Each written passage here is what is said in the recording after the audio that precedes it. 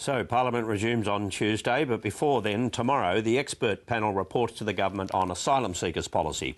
And our guest this morning is the Minister for Immigration, Chris Bowen. But first, we'll see what the papers are saying, and it takes us back to the power debate, which is prominent. The pressure's coming on, particularly New South Wales and Queensland. Karen Middleton, we'll start with New South Wales. That's right, yeah. The Sunday Telegraph, Barry, is reporting helpfully for the government, the federal government's argument that New South Wales government skims $120 a year per average household off the top of these power prices in dividends. It's suggesting that since the Coalition took power in New South Wales, between the time that Labor was in power and the Coalition, the dividend has now risen to $1 billion, a 56% increase. So that's not including the carbon tax and all other things that might push the prices further up. So, yes, the federal government is going to, I'm sure, seize on these figures and suggest that New South Wales is creaming off the top at the expense of the household. And the issue in Queensland, George, is whether they privatise to reduce costs. Well, as it turns out, the privatised electricity assets haven't increased prices to the extent that the government-run ones have. And so Queensland and New South Wales have been in the frame for privatisation for a few years now. But the problem in Queensland is Campbell Newman doesn't have a mandate to do it. And the Energy Minister, Mark McArdle, has told Phil Coorey that they won't be seeking to privatise in this term. They'll go back to the people and ask it at the next term. A couple of points I'll make on this. At some point the price spike will peak and start to come off.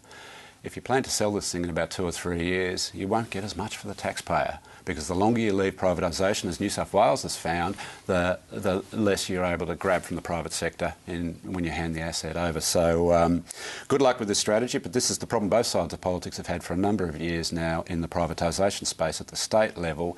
The punters don't want it. The economists and the policy advisors say do it. But the politicians have never been tough enough to be able to tell the electorate we're going to do it because it's in the state's interests. And also, and going back to New South Wales, Jacqueline, there's a dispute over what sort of information that tries to explain the power price increases ought to go out on the power bills. Yeah, well, this is still on Phil Coorey's story in the Sun Herald, and it's about the transparency of carbon pricing and how much that adds to your electricity bill. So the New South Wales government is forcing electricity retailers to put a note on the end of your electricity bill in red font, large red font, saying the federal carbon tax and green energy schemes add $316 a year to your electricity bill. Now, the federal government's complaining that that's misleading because actually the carbon price, they say, is just 168, and the remaining, I don't know what the figure is, you can work that out, about is half. actually It's about half, yeah. is actually the green energy schemes are actually federal and state, so the state does bear some responsibility. And they're also them. bipartisan. Interestingly, the federal government probably has never thought of this, but they should sue the ACCC on the states for misleading advertising. I'm not sure whether they can do that, but perhaps they can. And Karen, and South Australia has now joined Tasmania in terms of supporting same-sex marriage. That's right, Barry. The advocates of gay marriage are cheering the South Australian Premier Jay Weatherill, who is saying that he's going to vote for the Greens bill to legalise gay marriage in South Australia, which of course will upset some of his colleagues in the Labor Party and potentially some in the Liberal Party as well. We haven't had a response yet from the Libs, Isabel Redmond. She's sort of gone missing a bit this week, I think, but some of her colleagues have been quite critical of that, as you would expect. And as I say, the biggest fight Jay Weatherill will be within his own party, I think. Yeah, I think the Tasmanians would enjoy the political support, but there's another angle. If you look at the Sunday Tasmanian today, it talks about how couples are getting out the champagne flutes and the credit cards, and this is going to become a real tourist boom for Tasmania. Well, of course, I'll have to share it with Adelaide if this goes ahead. Now, we'll go to the Northern Territory, where they've got an election coming up, and have a listen to Paul Henderson here, the Chief Minister, because he's been studiously avoiding any mention of Labor, apparently, in the campaign so far. Here he is.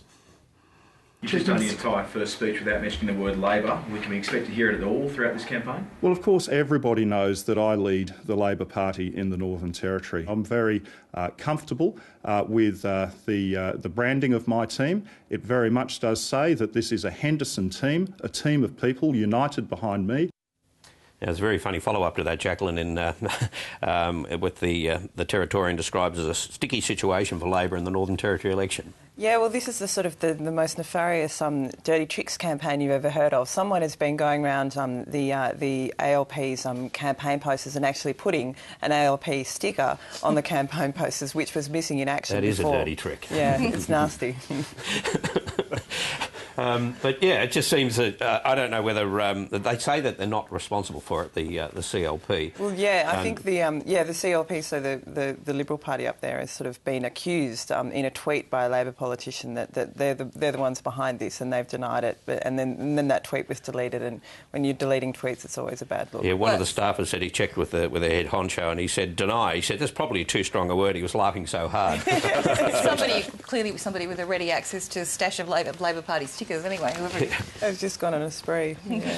OK, well, that's the Sunday Papers. And now to our program guest, the Minister for Immigration, Chris Bowen, who joins us from our Sydney studios.